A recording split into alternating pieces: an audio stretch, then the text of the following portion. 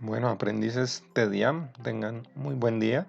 Les habla su instructor Víctor Quijano y el día de hoy les hablaré un poco respecto a los ciclos for y los arreglos, dos temáticas que ya hablamos en la formación y vamos a hacer un pequeño repaso.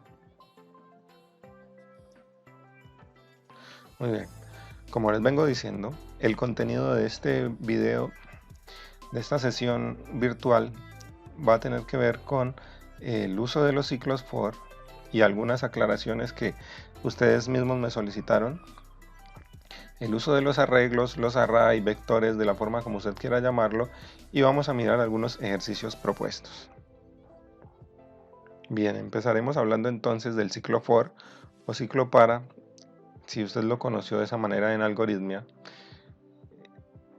Tiene que ver con aquella estructura que nos permite repetir una o más sentencias de código.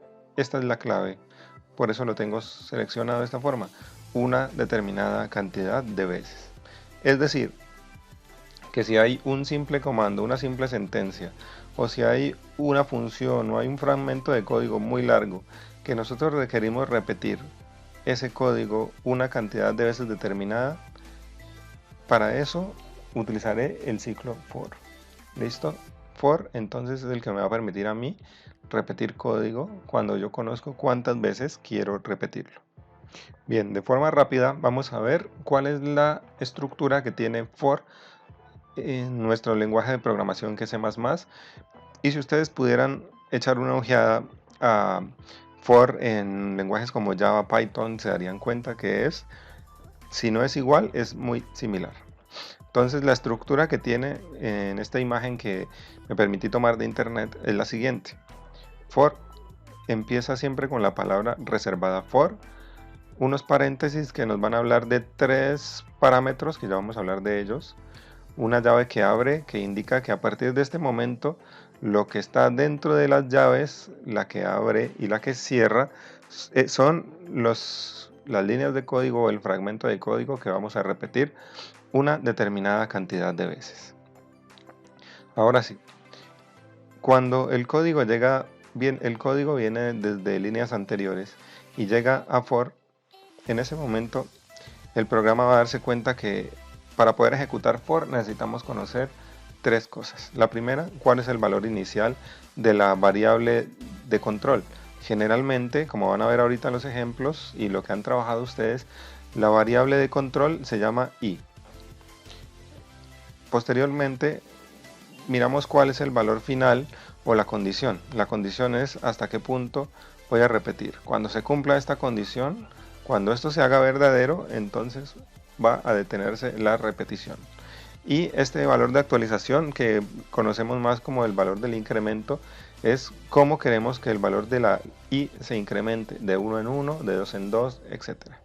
A continuación vamos a ver un ejemplo que nos permita recordar e ilustrar de mejor manera cómo se usa el ciclo for en C++. Bien, aquí vemos un primer ejemplo, un ejemplo muy sencillo de el ciclo for haciendo uso de nuestra herramienta dev C++. Como conocemos, esto es el encabezado del programa, al cual no le vamos a dedicar demasiado tiempo. Hablamos de la librería IOStream, que es la que nos permite flujos de salida y de entrada, el espacio de nombres, habíamos hablado un poco acerca de él, el inicio y cierre de la función main. Tenemos una función, tenemos una variable llamada edad de tipo float y tenemos un mensaje de salida que dice digite la edad. Lo que estamos haciendo aquí en esta línea de código es que vamos a utilizar un ciclo para de 1 hasta 10, donde la i aumentará de 1 en 1. ¿Cómo funciona ese ciclo para? Es lo que voy a tratar de ilustrar en este momento. Muy bien. Ya estando ubicados aquí en el ciclo for, podemos observar los elementos de los que hablamos hace un momento. Valor inicial de la variable y va a ser nuestro contador, una variable que nos va a permitir saber en cuál repetición estoy. El valor final significa que cuando i llegue a este valor, el ciclo se detendrá y continuará su rumbo, el código, y implica esto que está aquí, que la i aumentará de 1 en 1. ¿Cómo podemos visualizarlo? Nuestro código viene fluyendo en este sentido. Cuando llegamos al ciclo para, entonces i inicialmente tiene un valor de 1. Esto ya es parte de la configuración. ¿Qué es lo primero que va a hacer el programa entonces? Pedir el valor de la edad.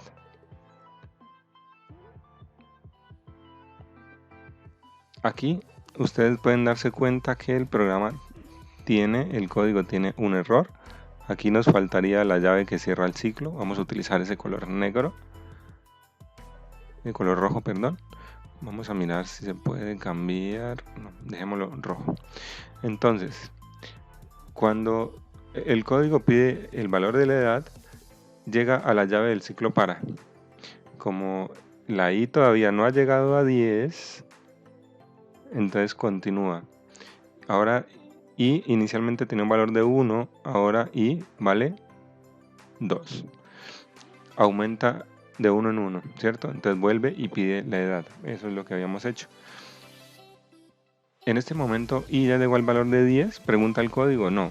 Seguirá aumentando de 1 en 1 hasta que llegue al valor 10. Como es mayor o igual a 10, menor o igual a 10, entonces hace por última vez, lee la edad y cuando llega aquí el código pregunta, ¿ya llegó a 10? Sí. Entonces va a continuar el flujo de código como lo ven aquí. Y en este caso pues ya tenemos el return 0, que es el último paso en el cual el algoritmo va a entregarle al compilador un valor de 0 porque se ejecutó correctamente.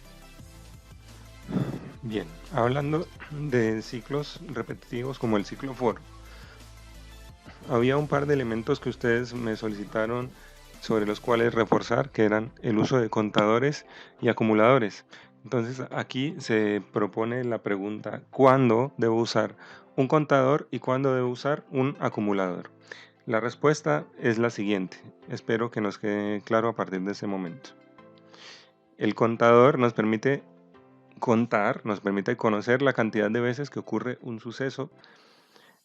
Un suceso puede ser una condición que nos cuente cuántas edades son menores a 16, que nos cuente cuándo se cumple que la temperatura supere los 46 grados, que nos cuente las veces que la materia fue aprobada o no aprobada, que nos cuente las veces que el nombre que aparece es Juan.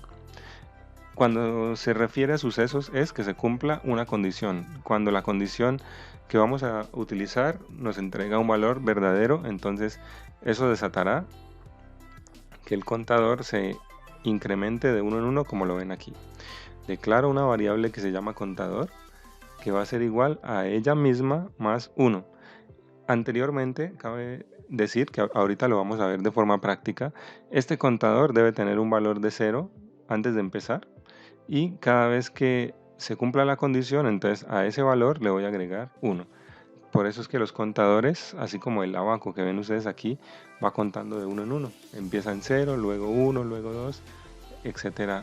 La cantidad de veces que suceda lo que estoy evaluando.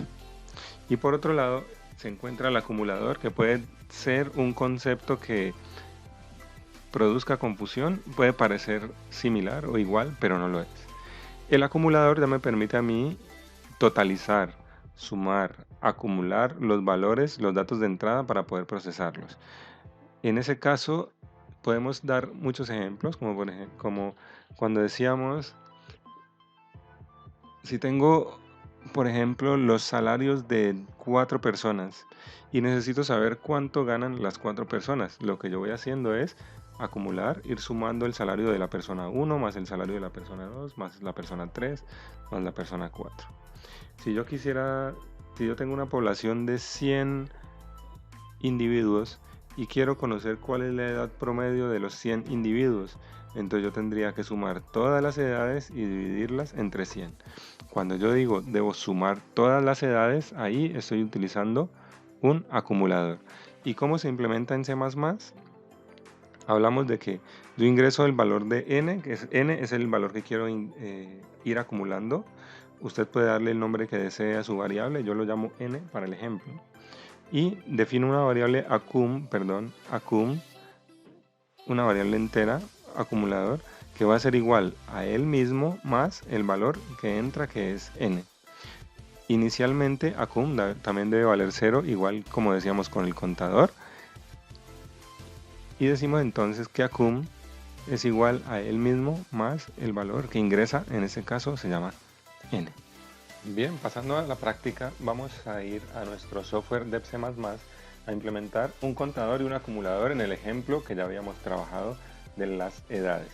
De esa manera, la invitación que les extiendo es que quienes tengan inquietudes en el uso de for, en el uso de contadores y acumuladores, puedan ir implementando junto a lo que ustedes ven en pantalla el código, compilarlo y ejecutarlo. Bien, ya estando en C++ podemos ver el ejemplo que ya está compilado, donde está la función main, la opción que se llama edad. Estamos pidiendo la edad y ahora vamos a implementar un contador. Para ello vamos a ajustar, vamos a utilizar una condición. Vamos a decir que si edad es mayor o igual a 18, entonces que cuente. Entonces vamos a contar cuáles son los mayores. Para eso vamos a utilizar una variable cont que va a ser igual a ella misma más 1. Para que eso funcione, entonces debemos declararla arriba, cont igual a 0. Ajustamos las llaves del ciclo for para que esa condición, la decisión, nos quede dentro del ciclo for. Vemos ahí. Y vamos a mostrar en pantalla un mensaje cout, es decir, que el total de mayores es, y llamamos la variable cont. Vamos a ejecutar, a compilar. Empecemos a digitar los valores, unos más grandes, unos menores, para que haya de todo. Cuando completemos los 10 nos mostrará que el total es 5. Vamos a contarlos y efectivamente 5. Bien, a continuación vamos a agregar un acumulador, que es el segundo elemento. Para eso utilizaremos edad como variable de entrada y utilizaremos una nueva variable que se llame acum, que es donde vamos a guardar los totales, que va a ser igual a ella misma más la edad. Utilizaremos la variable acum, que va a ser igual a 0, la inicializamos. Recordemos, eso igual pasó con el contador. Utilicemos ahora una salida, un cout, que nos diga la suma de las edades es, llamamos a la variable acum, pongamos también un promedio con un cout, el promedio de las edades ingresadas es, y llamamos acum dividido 10. Compilamos, ingresamos los datos rápidamente y nos damos cuenta que nos entrega los valores pero sin espacios. Vamos a ajustarlo utilizando int L en aquellos cout que lo requieran para que haga un salto de línea, y vamos a probarlo. Listo. Muy bien, chicos, esa es la primera parte de este tutorial de ciclos for y arreglos que tengo para ustedes, de tal manera que cuando hagamos nuestra sesión en línea podamos aclarar las dudas que haya puntuales, que no haya necesidad de repetir la temática completa, sino que si ustedes tienen un ejercicio, una duda, algo que no hayan podido desarrollar, puedan preguntarlo. Por el momento me despido. En las próximas horas estaré enviando a ustedes el video que tiene que ver con el uso de los array, para que en la sesión en línea que vamos a tener, quienes se conecten a aclarar sus inquietudes, podamos hacerlo de forma rápida y avanzar con la última temática del trimestre.